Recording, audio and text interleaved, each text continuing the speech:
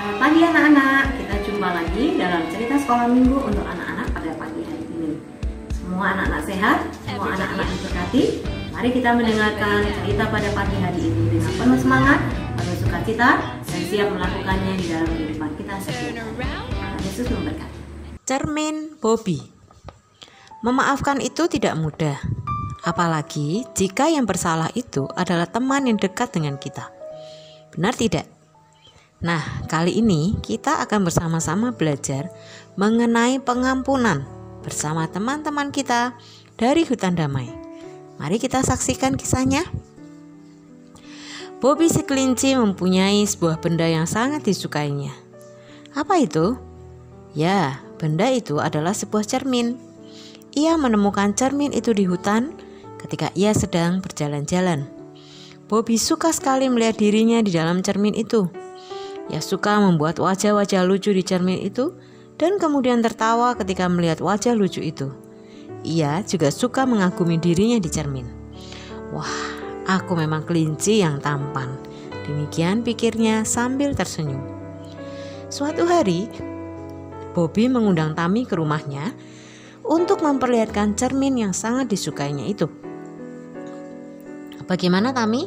Bagus kan cerminku? Tanya Bobby dengan bangga. Bagus sekali Bobby, puji Tami. Kamu bisa membuat wajah-wajah lucu di cermin ini.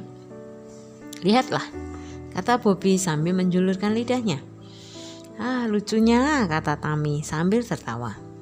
Mereka pun saling membuat wajah-wajah lucu bersama. Wah, banyak tertawa membuatku haus. Sebentar ya, aku ambilkan minum dulu, kata Bobby. Sementara Bobby mengambil minum, Tami melihat ke sekeliling kamar Bobby. Oh lala, ketika Tami melihat-lihat, rupanya ia tidak berhati-hati sehingga ekornya besar menyenggol cermin Bobby. Tang! Cermin itu pun jatuh ke lantai. Astaga, Bobby yang mendengar suara itu segera masuk ke kamarnya. Suara apa itu? Aduh cerminku, teriaknya sambil memegang pipinya ketika ia melihat cerminnya pecah berantakan di lantai. Cermin itu tidak bisa dipakai lagi untuk bercermin dan tidak bisa menampakkan wajah-wajah lucu si Bobby. Yang terlihat pada pecahan cermin itu hanya bagian-bagian kecil wajah Bobby. Bobby hanya bisa melihat kupingnya, hidungnya, atau matanya saja. Maafkan aku Bobby, kata Tami merasa bersalah. Dasar tupai nakal, kamu telah merusak cerminku, kata Bobby marah. Tapi kan aku tidak sengaja menyenggolnya, kata Tami dengan sedih. Itu pasti karena ekor besarmu. Pergi, aku tidak mau melihatmu atau ekor besarmu itu lagi. Tapi aku, isak Tami. Tami pun berlari keluar dari rumah Bobby. Ia berlari ke rumahnya, lalu menangis di tempat tidurnya. Ia sungguh menyesal telah memecahkan cermin Bobby. Esok harinya, Bobby berangkat ke sekolah. Ketika ia melewati rumah Tami, kakinya berhenti melangkah.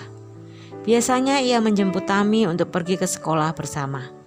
Tapi, aku gak mau pergi ke sekolah dengan Tami, tupai nakal itu. Dia kan sudah memecahkan cermin kesayanganku. Akhirnya Bobby pergi ke sekolah dengan berjalan sendirian. Sementara itu, Tami yang melihat Bobby pergi dari jendela rumahnya menunduk sedih. Di sekolah pun Bobby memalingkan wajahnya ketika bertemu Tami. Sementara Tami menundukkan kepala karena merasa bersalah. Bahkan ketika jam bermain pun Bobby tidak mau bermain dengan Tami. Pak Woli burung hantu guru mereka bingung melihat sikap Bobby dan Tami. Aneh, bukankah Bobby dan Tami itu sahabat baik? Oleh karenanya, Pak Woli memanggil mereka dan bertanya kepada mereka tentang sikap mereka yang tidak biasa. Bobby, Tami, kenapa kalian begitu? Pak Woli, aku begitu karena Tami adalah tupai yang nakal. Ia telah memecahkan cerminku, kata Bobby, masih dengan hati yang dongkol. Aduh Bobby, kamu tidak boleh seperti itu. Bapak yakin Tami pasti tidak sengaja. Betul kan Tami? Tami mengangguk membenarkan. Bobby, kamu harus memaafkan Tami. Bukankah Tuhan Yesus sudah memaafkan semua dosamu? Karena itu kamu harus memaafkan Tami. Lagi pula barang yang rusak itu bisa dicari atau dibeli lagi. Ayah berjabat tangan dengan Tami. Bilang kamu mau memaafkan dia. Demikian nasihat Pak Woli. Tidak, pokoknya aku tidak pernah mau berbaikan kembali, kata Bobby sambil melipat tangannya di dada. Bobby, kata Pak Woli, berusaha menasihati. Tidak, sekali lagi tidak, kata Bobby sambil berlari pergi meninggalkan Pak Woli dan Tami. Pak Woli, aku berterima kasih kepada Bapak, tapi aku memang bersalah kepada Bobby. Mungkin sampai kapanpun Bobby tidak mau memaafkan aku, kata Tami terisak. Jangan begitu Tami, Pak Woli tersenyum sambil menepuk kepala Tami. Pak Woli yakin kalian berdua adalah sahabat baik. Bobby pasti akan memaafkanmu, lihat saja nanti. Tami pun tersenyum, ia terhibur mendengar kata-kata Pak Woli. Sore harinya ketika Tami sedang melihat-lihat keluar jendela, ia melihat Bobby sedang mondar-mandir depan rumahnya.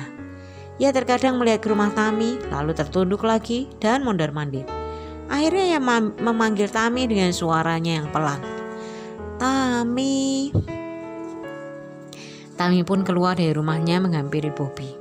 Ada apa Bobby? Tanya Tami. Hatinya berdebar-debar. Ia berharap Bobby telah memaafkannya. Aku, kata Bobby terbata-bata. Aku minta maaf padamu ya Tami, katanya pelan. Pak Woli benar, karena Tuhan Yesus telah memaafkanku, maka aku harusnya memaafkanmu juga. Selain itu rasanya tidak enak pergi ke sekolah sendiri dan bermain sendiri. Aku yang bersalah telah mengejekmu, tupai nakal dan ekor besar. Maukah kamu memaafkan aku? Hati Tami sangat gembira. Ternyata Bobby telah memaafkannya. Aku memaafkanmu telinga panjang, katanya sambil tersenyum. Oh ya, tupai ceroboh, jawab Bobby sambil tersenyum pula. Kelinci genit, kata Tami sambil mendorong pundak Bobby. Ekor besar, kata Bobby balik mendorong pundak Tommy. Akhirnya mereka berdua tertawa bersama sambil berpelukan. Mereka sudah berbaikan kembali. Nah, Bobby dan Tommy sudah berbaikan. Sekarang siapa di antara kita yang saat ini sedang marahan seperti Bobby atau Tami? Ayo, sekarang kita harus bermaaf-maafan. Ingatlah bahwa Tuhan Yesus telah mengampuni semua kesalahan kita melalui pengorbanannya di atas kayu salib. Karena itu, hendaklah kita juga mengampuni teman yang bersalah kepada kita. Filipi 3 ayat 13. Bersikap sabarlah dan jangan pernah mendendam pada teman kita sekalipun ia melakukan kesalahan besar. Dan seberapa banyak pun kesalahan yang telah dilakukan kepada kita, kita harus belajar memaafkan. Tuhan Yesus berkata bahwa kita harus mengampuni teman kita tanpa batas, bahkan dikatakan sampai 490 kali. Matius 18 ayat 21 sampai 22. Pada Matius 18 ayat 23 sampai 35 juga dikisahkan mengenai orang yang tidak mau mengampuni temannya dengan segenap hati. Akhirnya dia pun menerima akibatnya. Jadi tunggu apa lagi? Saling memaafkan antara satu dengan yang lain. Tuhan Yesus memberkati. Diambil dari rubrik masa kecil majalah berita GKMI September 2011. Demikian cerita sekolah minggu pada pagi hari ini. Semua yang mendengarkan kiranya diberkati, makin setia, makin cinta Tuhan, makin tahu apa yang harus dikerjakan di dalam kehidupan setiap hari. Shalom, Tuhan Yesus memberkati kita semua. Turn around and jump. Let's praise Jesus.